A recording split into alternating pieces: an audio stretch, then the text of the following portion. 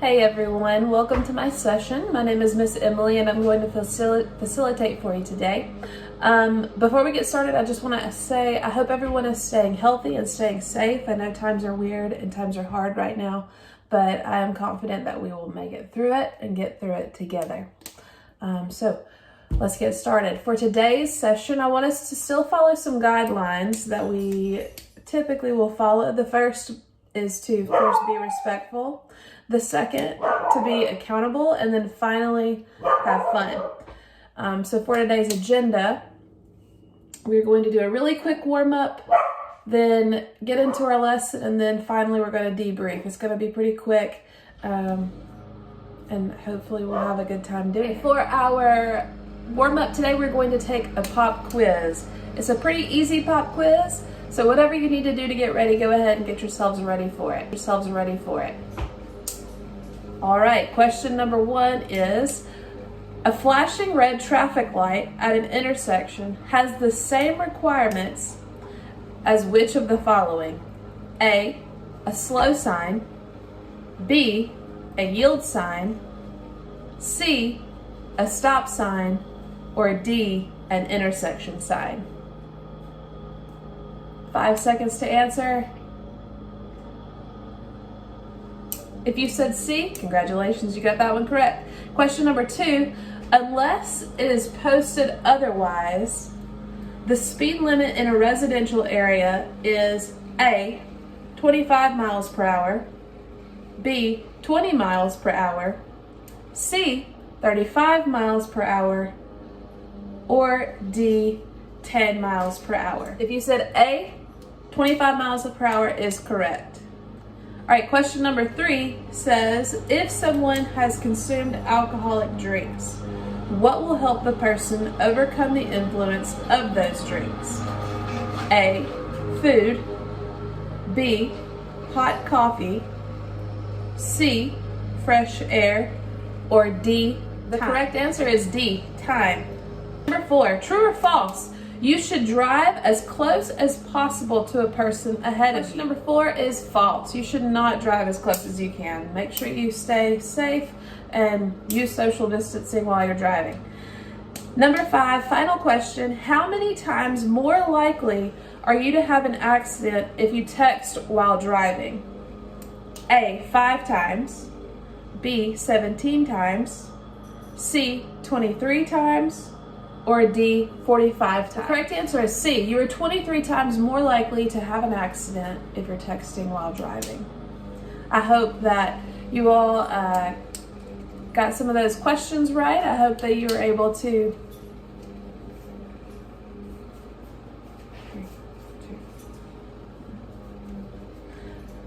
So with this pop quiz, we're just going to talk a little bit about car maintenance today and the safety and just keeping your car healthy, just like you would keep your body healthy. If you don't have a healthy car, you may end up on the side of the road. So with that being said, I want us to get a little bit into what our lesson is really going to be about today. This may be a little bit unconventional for Girls Inc. of Memphis, but I remember learning when I was very young how to do some of these car maintenance how to hone in on some of these car maintenance skills.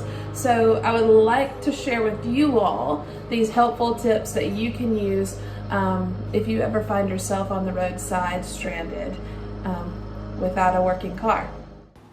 For this activity, you will need a tire gauge, a paper towel or an old rag, and of course, a vehicle.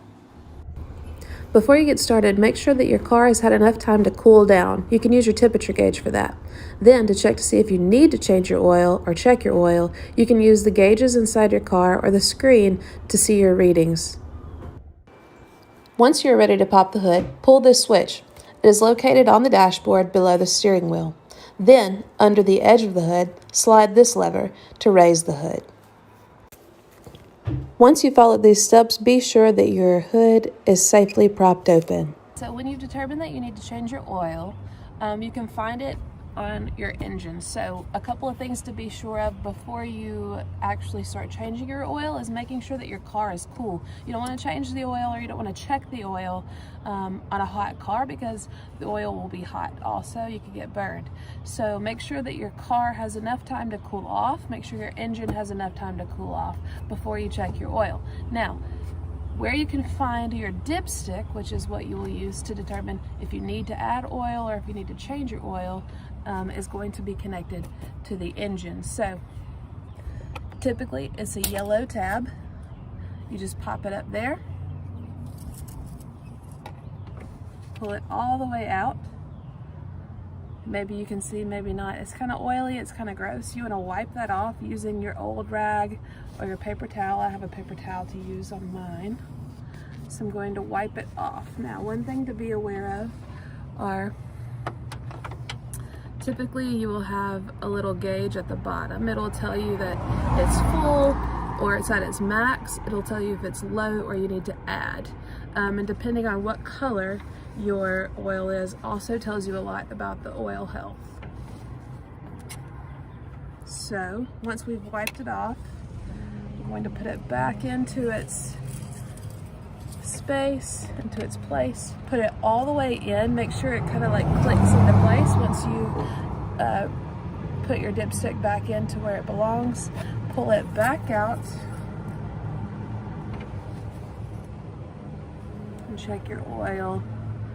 And right now I am full and I have okay health. I have okay oil. I probably need to get to a mechanic soon because my oil is a little dingy and gross. So go ahead, reinsert your dipstick back into the engine. So once you've determined whether you need to add oil or change your oil or just have your oil serviced or checked, your engine serviced, there are a couple of things you can look for. Again, the color of your oil. If it's really dark or black, it's time for an oil change. If it's a nice rich golden color, brownish gold, you should be pretty good. You can go to any mechanic. Typically they will service your engine, or you can go to like an AutoZone or an auto parts store and they'll carry oil too. Depending on your motor and depending on what kind of vehicle you have, how many miles are on your vehicle can also determine which type of oil you put back into it. If it simply needs oil added, you can buy oil by the quart. My suggestion would be to definitely check with the person there to make sure you're getting exactly what you need.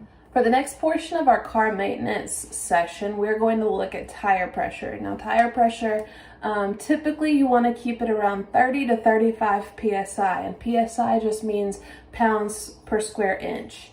Anything more than that can cause damage to your tire, and letting it get below 30 PSI can also cause damage to your tire. So let's head back outside and let's check our tire pressure. Before you check the tires, look inside the driver's side door. Near the bottom of the door frame, you will see a sticker indicating how much air pressure should be in the front, rear, and spare tires.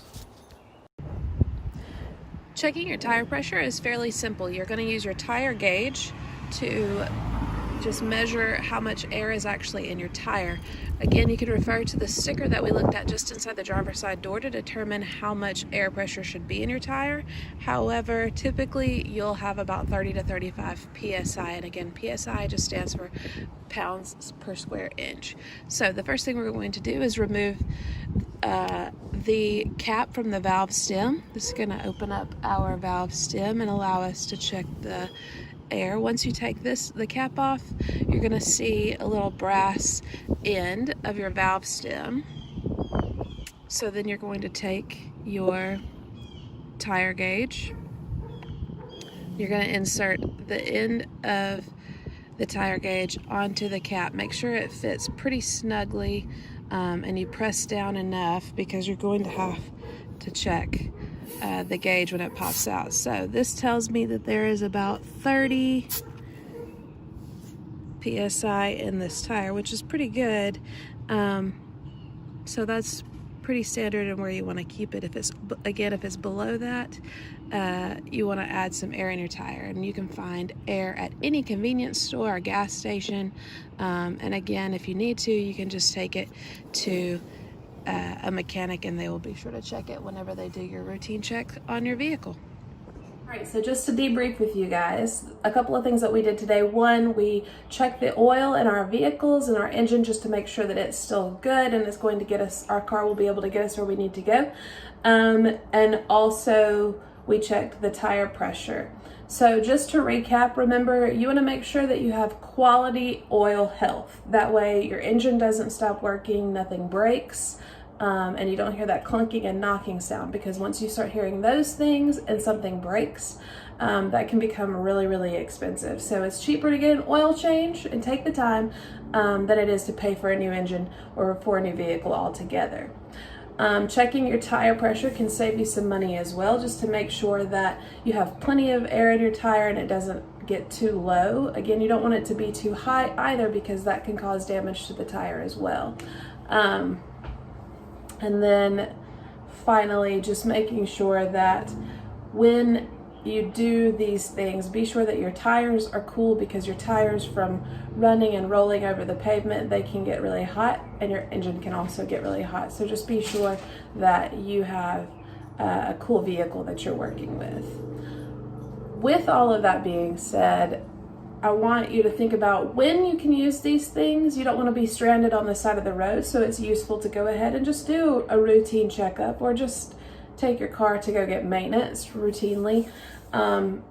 So you can use this at any time. If your friend ends up breaking down, they need, help with oil or a tire, it's good to know that, how to check those things. And also, if you end up in that situation, which I hope none of you do, I recognize that not everybody has a car and not everybody is driving yet, but that's okay, because eventually you will, and these skills will be helpful. So just remember, check your car, make sure that the maintenance is up and up to date. And if you have any questions, comments, or concerns, or if you actually did this activity with me today and you want to post about it, that's awesome. Go over to Instagram if you have it, Facebook if you have it, whatever social media platform you may be using. Post it and be sure to tag Girls Inc. Memphis, because we like to see what you guys are doing since we can't be with you all. In the meantime, I hope everyone stays healthy and stays safe, and they have a great quarantine.